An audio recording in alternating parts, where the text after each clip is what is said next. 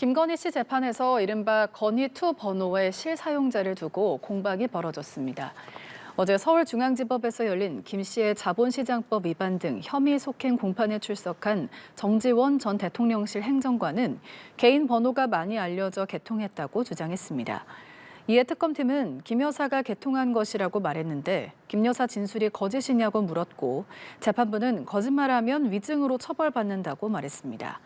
한편 이날 함께 증인으로 소환된 유경옥 전 행정관은 불출석 사유서를 내고 출석하지 않았습니다.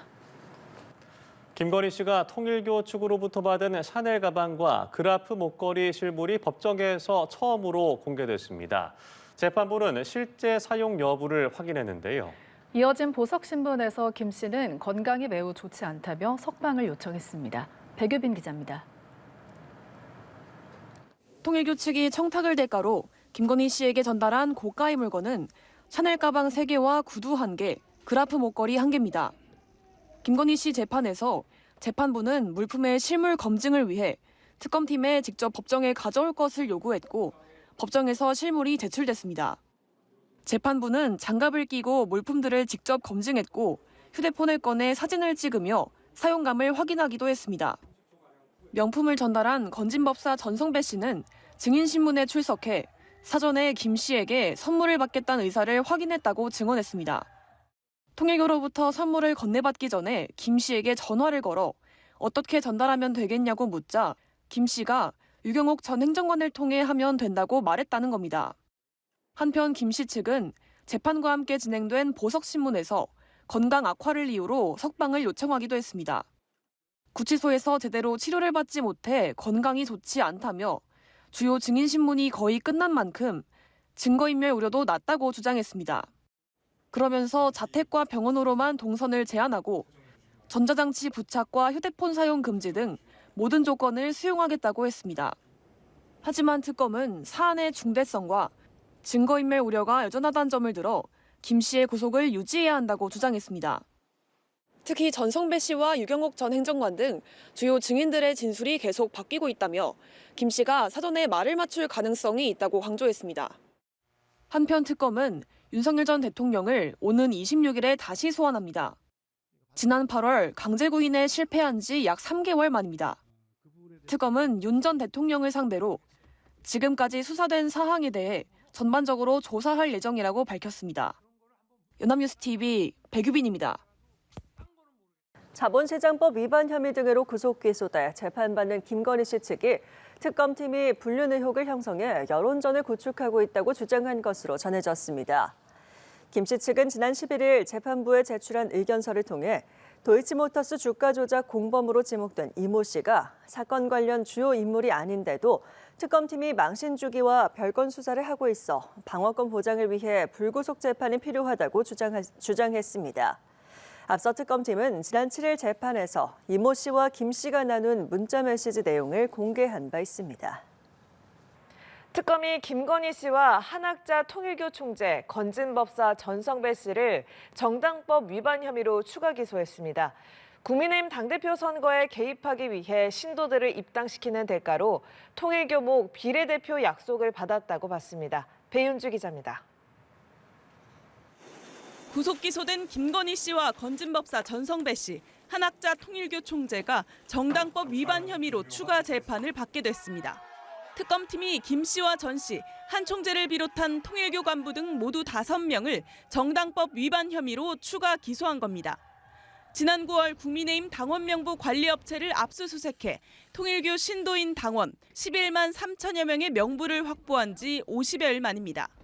특검팀은 김건희 씨와 건진법사 2사람이 국민의힘 당대표 선거에서 윤 전 대통령 측근을 당선시키기 위해 윤영호 전 본부장을 통해 통일교 측과 거래했다고 봤습니다.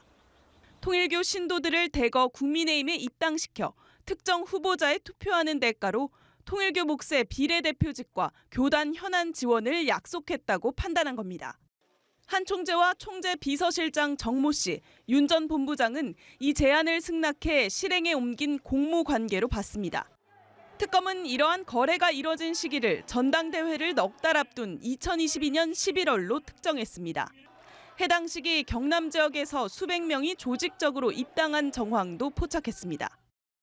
특검은 통일교 관련 국민의힘 당원 가입 여부 확인을 위하여 국민의힘 경남도당 사무실에 대한 압수수색을 진행하고 있습니다.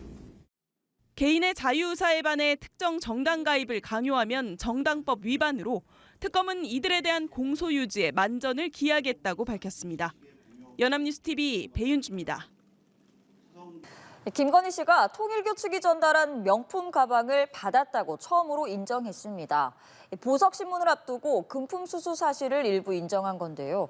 하지만 대가성은 없었다고 주장했습니다. 한채희 기자가 보도합니다.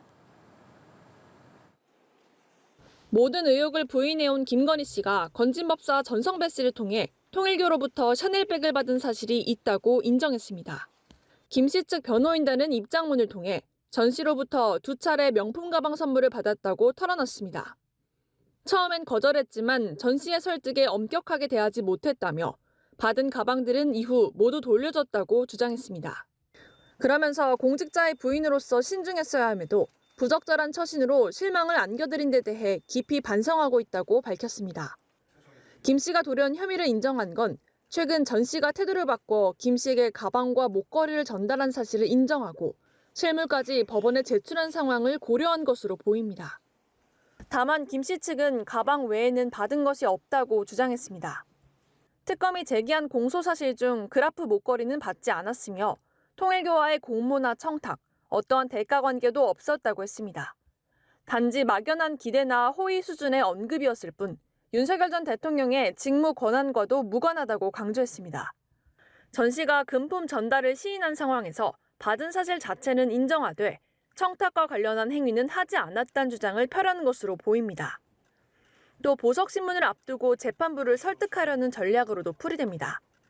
김 씨 측은 비슷한 내용이 담긴 의견서를 법원에 제출했고 6차 공판에서 예정됐던 샤넬 매장 직원 증인신문도 철회했습니다.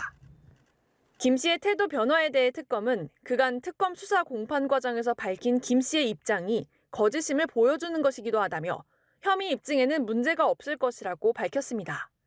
김 씨의 1심 재판이 올해 안에 마무리될 것으로 보이는 가운데 특검은 이달 말 재판 중계를 신청하는 방안도 검토하고 있습니다. 연합뉴스TV 한채입니다.